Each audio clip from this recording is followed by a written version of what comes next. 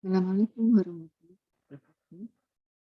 Bapak Ibu sekalian, saya akan mempresentasikan hasil penelitian kami berupa atau dengan judul analisis video pembelajaran dengan menggunakan metode simulasi taman kardiovaskuler.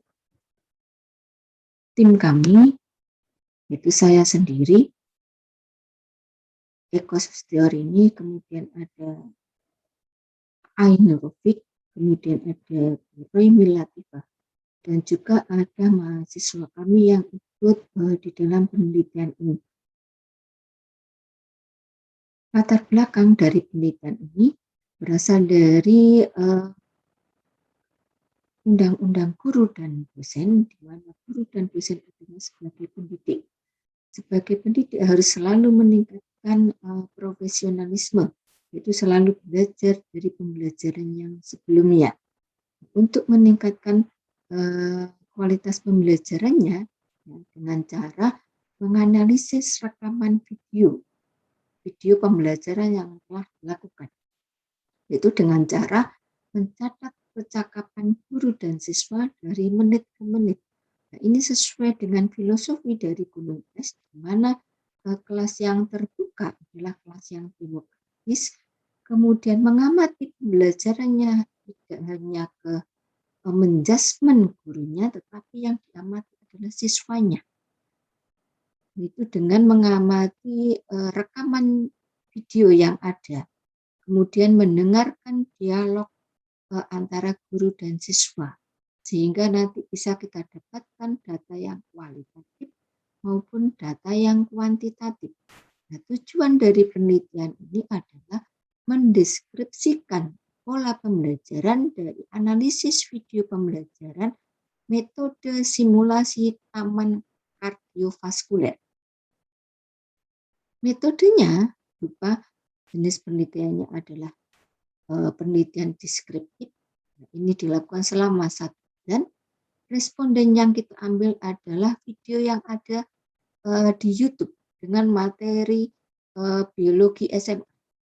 Nah, kemudian nanti aspek yang kita amati di dalam video tersebut adalah mentranskrip pembicaraan guru dan siswa, kemudian membuat kategorisasi, menentukan pola pembelajarannya. Pola pembelajaran di sini adalah kita lihat tujuan pembelajaran dari awal sampai akhir. Kemudian menentukan arah pembelajaran, apakah arahnya ke student center atau ke teacher center. Kemudian kita analisis dengan deskriptif kualitatif. Nah, ini contoh tipe-tipe pola pembelajaran mulai dari pola A sampai pola G.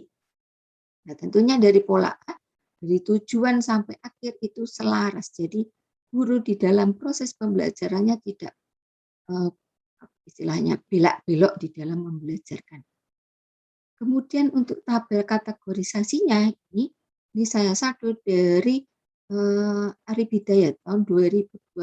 Mereka mengkategorisasi ada 3 kelompok. Yang pertama adalah dialog minimalis, yang kedua adalah dialog kendali guru, yang ketiga adalah dialog kendali siswa.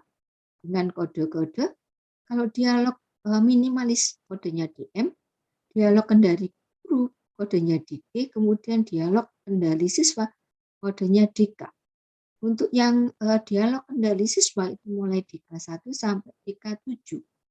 Ini menunjukkan bahwa semakin ke DK7 itu harapannya adalah siswa yang aktif, bukan teacher center, tapi bersifat student center. Ini contoh atau hasil ya, ini hasilnya hasil dari transkrip yang kita ambil dari YouTube. Dan ternyata hasilnya percakapan antara siswa dengan guru dengan metode simulasi taman kardiovaskuler kita dapatkan berupa ini warna-warna ini yang mengarah ke DK, ini yang mengarah ke DG, kemudian ini yang ke DK, ini juga ke DK, ini ke DK. Nah, ini kalau kita trik garis, kita buat pola, ternyata arah polanya adalah arah ke kiri. Jadi bisa kita simpulkan bahwa proses pembelajaran yang ada di YouTube dengan materi biologi yang berupa simulasi taman kardiovaskuler, arahnya ke teacher center, arah ke kiri, ke teacher center. Biarpun di situ siswanya diminta untuk bermain peran. Kemudian kalau dilihat dari tujuan pembelajarannya selaras. Mulai dari awal sampai akhir tercapai. Jadi polanya adalah pola A. Nah, dari data tersebut, ternyata guru banyak menggunakan ceramah, kemudian arah pembelajarannya ke arah teacher center. Ya. Biarpun kalau kita lihat judulnya kan sangat menarik. Judulnya simulasi taman kardiovaskuler.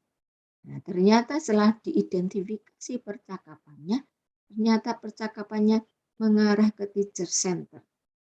Nah, maka dari itu, hal ini maka perlu diperbaiki untuk perencanaan pembelajaran yang berikutnya yang tentunya nanti akan mengarah ke student center.